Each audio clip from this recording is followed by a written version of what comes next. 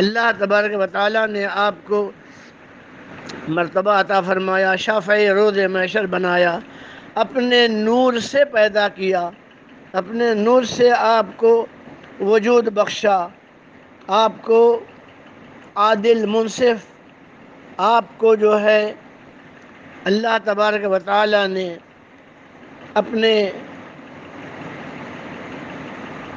قریب بلایا، اپنا دیدار کرایا، معراج عطا فرمائی۔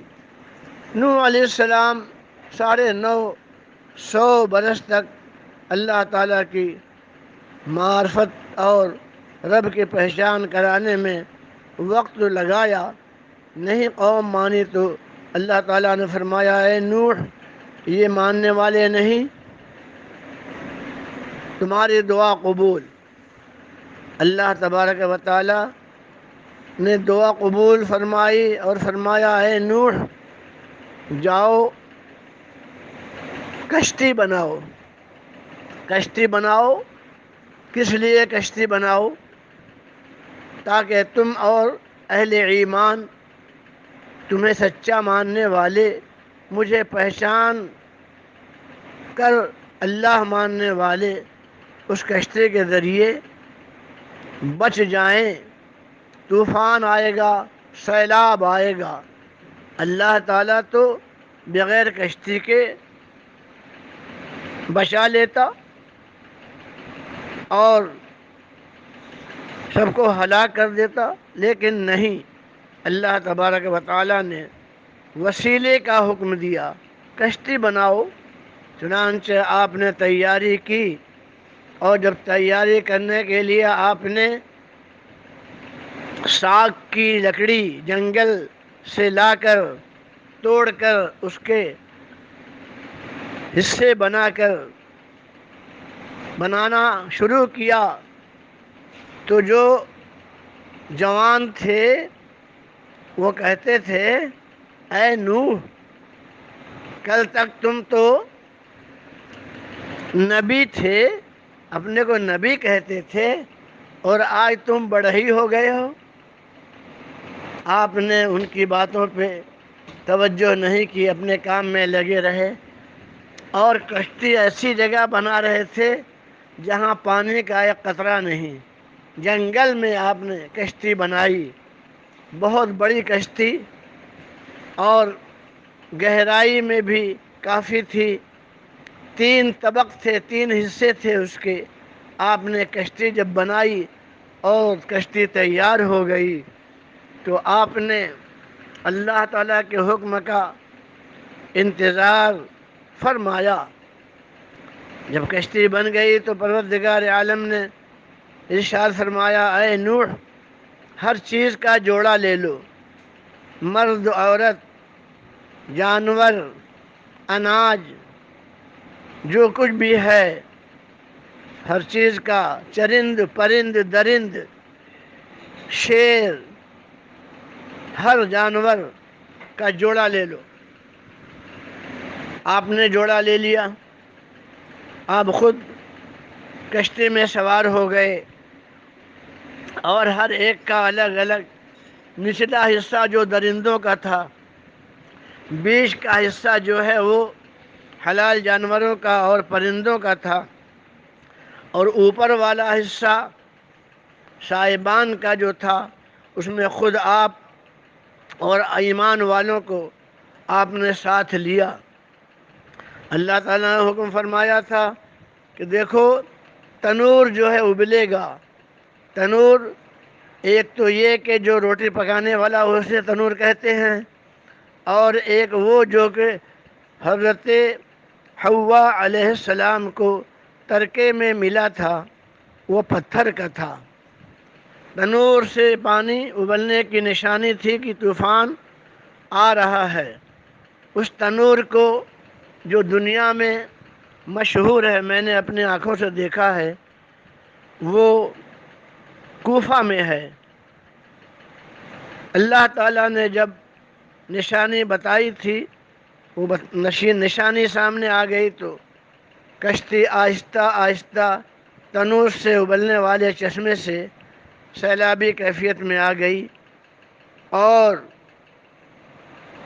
چلتے چلتے چلتے چلتے طوفان کا عالم یہ ہوا کہ پہاڑ جو سب سے اونچے پہاڑ تھے اس سے اونچے لہریں مارنے لگا پانی بے شمار۔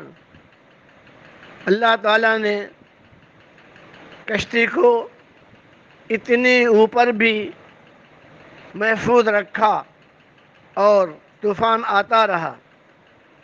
سب لوگ جب کشتی میں آ گئے تو جو آپ کے ماننے والے تھے اللہ تعالیٰ کے فضل سے وہ اس میں موجود رہے۔ آپ کا ایک بیٹا تھا جس کا نام کنعان تھا۔ آپ نے اسے آواز دی، اے میرے بیٹے تو آ جا میرے ساتھ اور تو بچ جائے گا سیلاب سے۔ اس نے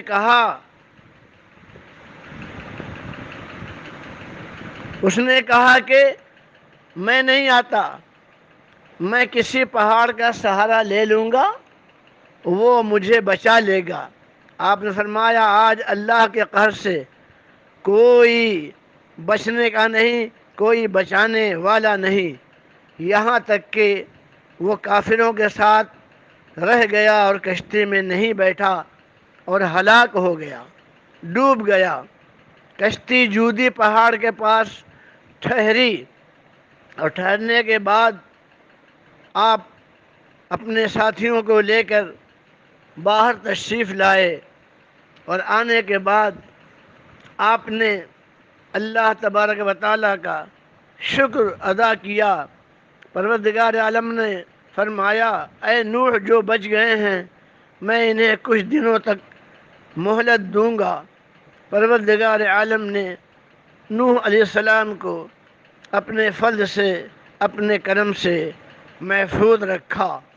اے میرے عزیز دوستو، کشتی کا سہارا اللہ تعالیٰ نے اس لیے دیا کہ آنے والے قوم کے لوگ کسی کے دست نگر نہ رہیں، اپنے مسائل کو خود حل کریں، محنت کریں، مشقت کریں، تدبیر کریں، تاکہ دنیا میں جینے کا ان کو صحیح ڈھنگ آ جائے۔ دوسروں کے سہارے بیٹھ کر ہاتھ پہ ہاتھ رکھ کر یہ سوچنا کہ ہم کامیاب ہو جائیں گے، اس میں بہت ساری نصیحت ہے، بہت ساری مشیت ایزدی سے کشتی دریا کے پانی سے باہر آئی، جودی پہاڑ پہ لگی۔ جب آپ باہر آئے تو آپ نے پکارا اے میرے رب، میرا بیٹا وہ بھی تو میرے اہل سے تھا۔ تو اللہ تعالیٰ نے فرمایا وہ نالائق تھا، وہ تمہارے اہل سے نہیں، تمہارا بیٹا ہی نہیں، تمہاری بات نہیں مانا تو اس لیے وہ کافروں کے ساتھ ہلاک ہو گیا۔ اسی لیے میں کہتا ہوں کہ نبی رسول کی بات کو ماننا، جھٹلانا یہ کافروں کا کام ہے، ایمان والوں کا کام نہیں ہے۔ اور ایمان والا سر سے پیر تک رحمت اور نور ڈھونڈتا ہے نبی کے اندر۔ اور امام الانبیاء اللہ تعالیٰ کے رسول صلی اللہ تعالیٰ وسلم کے ماننے والے آپ کو تصور میں آفتاب و ماہتاب سے، سورج چمکتے ہوئے نصف النہار کے چمک سے، سورج کے روشنی کو، اللہ تعالیٰ کے حبیب صلی اللہ تعالی وسلم کے رخ زیبا کو اور چمکدار دیکھنا چاہتے ہیں اور دیکھتے ہیں۔ حکم یہی ہے کہ آپ کا تصور، آپ کے چہرے پاک کی زیارت کرنے والوں، ان کے چہرے کو ایسا تصور کرو کہ سورج چمکتا ہوا ان سے حسن و جمال کی بھیک مانگ رہا ہے، اتنا روشن آپ کا روئے جمال جہاں آ رہا ہے۔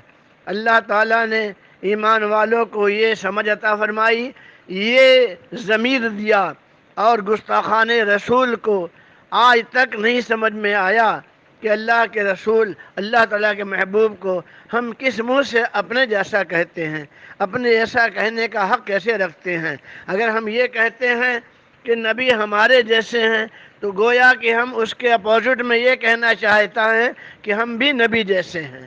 نبی ہمارے جیسے ہیں یا ہم نبی جیسے ہیں، دونوں معاملہ ایک ہی ہے۔ اس قدر ان کا دماغ کھوکھلا ہے کہ اللہ تعالیٰ ہی ہدایت دے ان کو، سمجھانے سے یہ سمجھنے والے نہیں۔ اللہ تبارک و تعالیٰ اہل سنت والجماعت کے افراد کو وہی عطا فرمائے جو صدیق و فاروق، عثمان و حیدر، شبیر و شبر، صحابہ کرام رضوان اللہ تعالیٰ علیہم اجمعین کا مزاج اور عقیدہ تھا۔ پروردگار عالم گناہوں کو معاف فرمائے تو ایک طوفان نوح اور دوسرا طوفان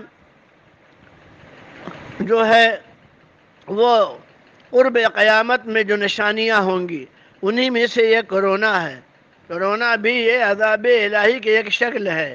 اگر ہم نے دوا پہ اور لوگوں کی حمایت پہ بھروسہ کیا تو اس سے ہم کبھی بھی چھٹکارا نہیں پا سکتے۔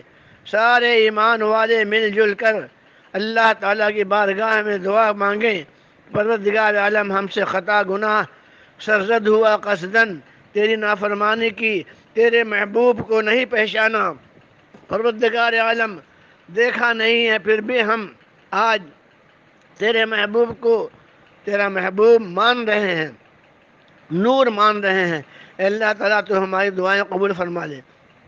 اور جو نام کے مسلمان ہیں، نام بھی مسلمان ہے اور مشہور بھی مسلمان ہیں، وہ گستاخی جو کرتے ہیں رسولوں کے، نبیوں کی، ولیوں کی، انہیں چاہیے کہ دل سے توبہ کر کے بالاعلان ایمان کا اعلان کریں۔ نکاح ہوا ہے، بیوی ہے تو پھر سے نکاح کریں، اللہ تعالیٰ سے معافی مانگیں۔ اللہ کے حبیب صلی اللہ تعالیٰ علیہ وسلم کی والد ماجدہ حضرت آمنہ رضی اللہ تعالیٰ عنہا کی توہین اہل حدیث ایک پاکستان کا بہت ہی شیطنت کے ساتھ بول رہا تھا اور برائی کر رہا تھا آپ کی والد ماجدہ کی۔ قرآن حکیم میں آیا ہے کہ اللہ تعالیٰ نے اپنے محبوب کے نور کو کسی غیر ساجد میں منتقل نہیں کیا۔ آپ کا نور منتقل ہوتا ہوا چلتا چلا آیا، سب نور والوں میں اور سب سجدے کرنے والوں میں، اللہ تعالیٰ کی عبادت کرنے والوں میں منتقل ہوا، کسی بغیر ساجد کے، بغیر کسی کفر کے آپ کا نور نور والوں میں منتقل ہوا۔ ابراہیم علیہ السلام، نوح علیہ السلام، آدم علیہ السلام، شیس علیہ السلام، نوح علیہ السلام، داؤد علیہ السلام، موسیٰ علیہ السلام، یوسف علیہ السلام، سب میں منتقل ہوا۔ عیسیٰ روح اللہ علیہ السلام کو اللہ تعالیٰ نے بشارت کا حکم دیا، آپ نے خوشخبری سنائی، اصلانے والا میرے بعد آ رہا ہے۔ اس لیے اس کرونا کا خاتمہ نیک اور کامیاب قبول دعا ہی سے ہو سکتا ہے۔ اللہ تعالیٰ اپنے فضل سے، اپنے کرم سے یہ بلا دور فرما دے اور حافظ ملت علیہ رحمت الزبان کے، غوث و خواجہ کے ماننے والوں کے، مفتی اعظم ہند اعلیٰ حضرت کے ماننے والوں کے، محبوب الہی نظام الدین اولیاء مخدوم پاک کے ماننے والوں کو اللہ تعالیٰ مل جل کر آپس میں محبت کی توفیق عطا فرمائے اور سلسلے کو، سب کے سلسلے کو نوری بنائے، سب احترام کریں، سب بزرگان دین سے محبت کریں، ان کے اعمال کو اپنے لیے عمل میں لائیں۔ وآخر دعوانا ان الحمد للہ رب العالمین۔ السلام علیکم۔